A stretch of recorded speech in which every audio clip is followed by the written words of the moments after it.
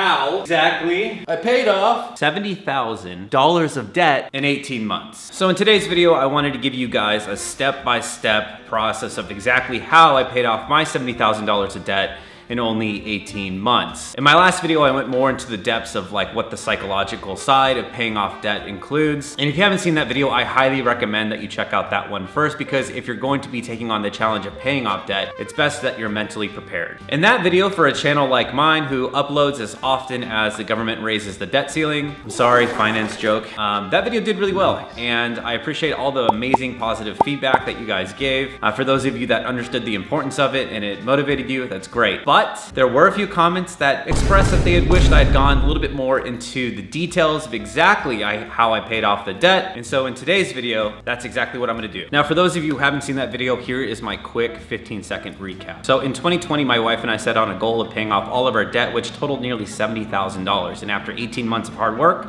we achieved our goal. There was 3 main things that I learned from that. Number 1, you have to know your why, and it has to be strong enough to drive you to achieve your goal.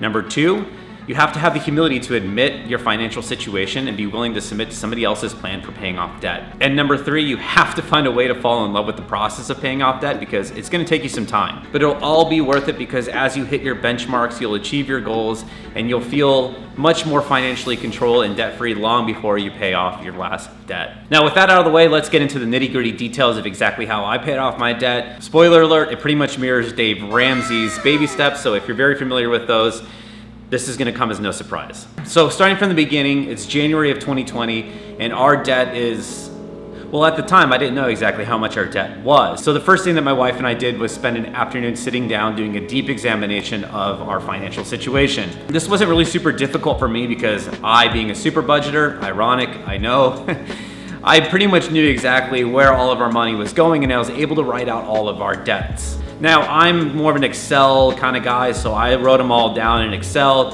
and also put, what their due date was and the interest rate. But my wife is more of a, visual learner, so we found a 4x4 blank canvas that we had, and we wrote in Sharpie all of our debts from smallest to largest. Now, this was the real starting point for us, because now we had a physical and digital representation of exactly how much debt we had, and holding that in my hands made me feel uncomfortable. It's like deciding that you're gonna clean out underneath the fridge. Like, it's a mess, you've been avoiding it for a long time, but you move that sucker out of the way and, oh my God, it's uglier than you thought. So it's also at this point that we conducted our ceremonial freezing of the credit cards. And when I say freezing, I mean literally freezing our credit cards. We took our credit cards, put them in a block of ice, and kept that in our freezer. Later on, we would actually break that ice and cut up those credit cards, because we just had grown such a disgust for what they represented that we just wanted nothing to do with them. So, if you're somebody who doesn't have credit cards, it might not be that for you.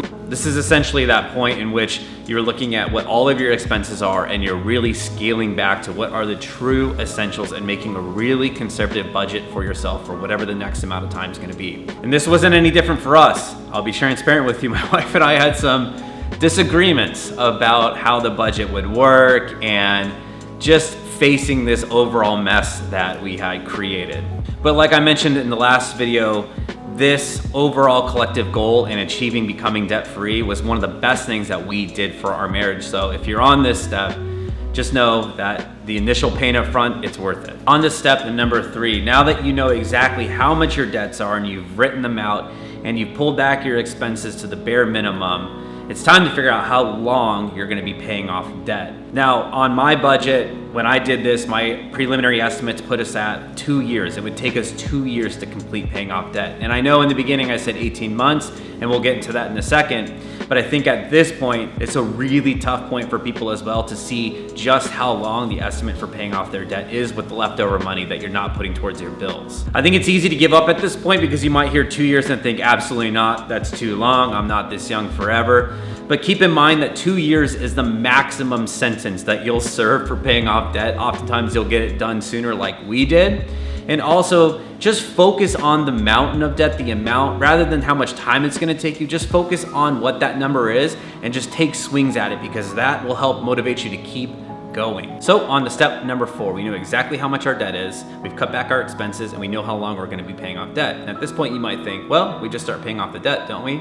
No. This is where we build our $1,000 starter emergency fund. And I already know it's coming. This is probably Dave Ramsey's most controversial opinion, but $1,000 emergency starter fund, let's address it. Probably thinking to yourself, in 2023 in a high inflationary environment and things are super expensive, $1,000 just isn't enough.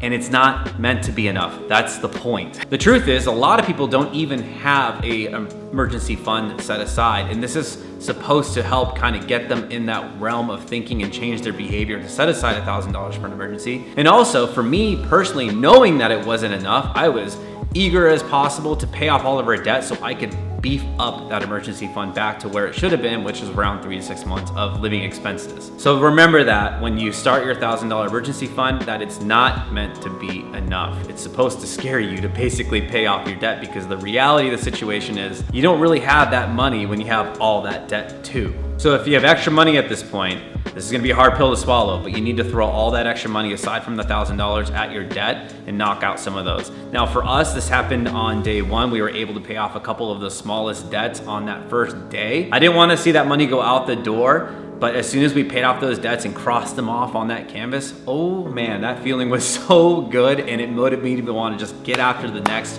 one. Which brings us on to step number 5, which is kind of boring and plain and simple, which is just paying off your debt. It's a lot of working and working towards your goal of becoming debt-free. Now, I'm gonna have to be honest here, this is where our story kind of went a little bit sideways according to Dave Ramsey's plan. After paying off 4 or 5, maybe 6 debts, I decided to pay off the highest interest debt, which also happened to be our highest balance debt, which was our credit card. Now, why did I do this? Well, because by doing this and paying off this debt first, which is often called the avalanche method, I was able to save us about $1,000 to $2,000 in interest that we otherwise would have paid had we waited to pay that debt last. I'm gonna emphasize this. I do not recommend this for everybody, but if you're somebody who is in the middle of your process and you've paid off a few debts and you know you're committed and you're not gonna give up on this goal of becoming debt-free, I mean, go ahead and pay off the highest interest debt if that's what you choose to do.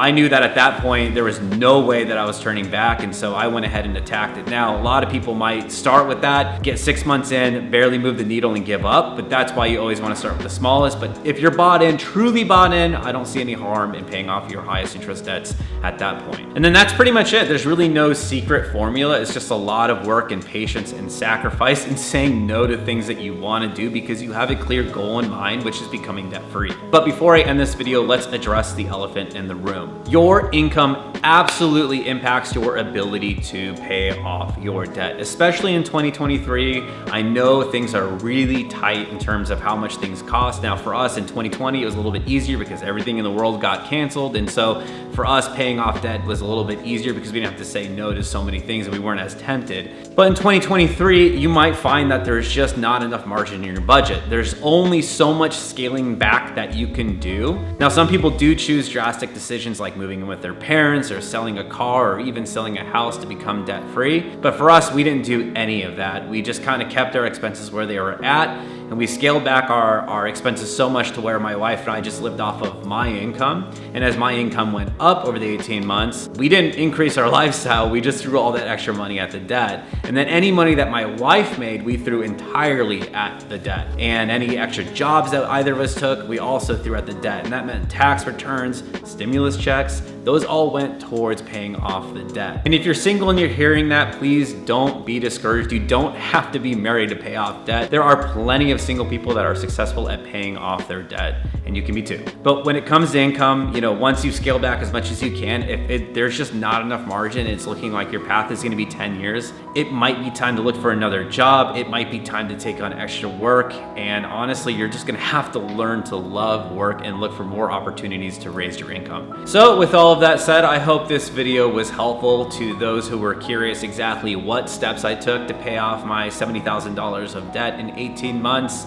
If you have questions, feel free to shoot them off down in the comments below. I'll try my best to answer them, but keep in mind, I'm not in your living room. I don't know how often you're going to Chipotle. I don't know your financial situation. So that's why I really emphasize that, look, paying off debt really is truly a behavioral choice. And that's why my first video emphasized the mindset that you need to have in order to pay off debt. But again, these steps were just simply there to answer the question that some people had of what exactly I did to pay off that debt. And for those of you that are an OG to my channel, no, I'm not becoming a debt channel. This is gonna be my last debt video for a while, and I'll get back to the side hustles and other ways that, you know, I'm trying to make money and try different business ventures. And in fact, I have one that I just got done completing 100 days of trying that I think is truly an interesting side hustle that you may not have heard about. So make sure to hit subscribe, and I'll see you guys in the next one.